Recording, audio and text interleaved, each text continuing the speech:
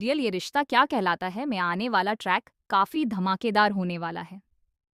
आने वाले एपिसोड में देखने को मिलेगा कि रश्भ को एक जोरदार थप्पड़ पड़ने वाला है।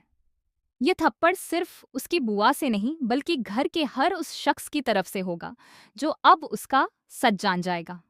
इतना ही नहीं, ऋषभ की मुश्किलें बढ़ने वाली हैं क्योंकि अब अभीरा उसे इतनी आसानी से छोड़ने वाली नहीं है।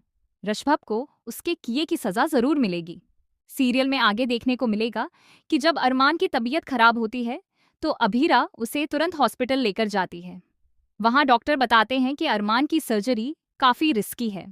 अभीरा डॉक्टर से पूछती है कि आखिर अरमान के ठीक होने के कितने चांस हैं।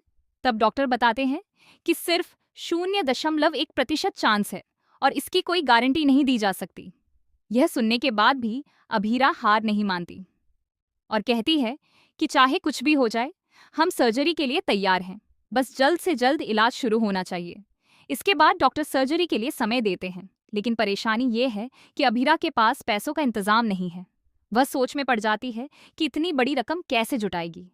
वहीं दूसरी तरफ अरमान भी जिद पकड़ लेता है कि चाहे कुछ भी हो जाए, उसे ऋषभ का सच सबके सामने लाना है। अरमान और अभीरा मिलकर एक प्लान बनाते हैं और ऋषभ को फंसाने की कोशिश करते हैं। इसी बीच दिशा भी सबके सामने एक बड़ा खुलासा कर देती है।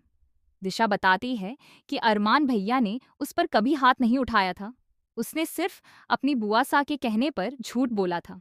यह सुनकर अरमान बहुत ज्यादा भावुक हो जाता है और वहीं फूट फूट कर रोने लगता है।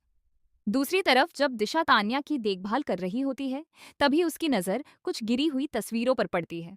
जब वह उन तस्वीरों को उठाकर देखती है तो उसमें मायरा की फोटो होती है। तभी दिशा को समझ आता है कि पूरा खेल ऋषभ का ही था। दिशा को वहां से एक स्क्रिप्ट और एक रसीद भी मिलती है जिस पर ऋषभ के साइन होते हैं। इसके बाद जब दमयंती और ऋषभ वहां पहुंचते हैं तो दिशा गुस्से में दोनों को कमरे में ले जाती है और ऋषभ का सच सामने रख देती है। वह कहती है कि मायरा के साथ जो कुछ भी हुआ उसके पीछे तू ही था ना, तू ही असली स्टॉकर है।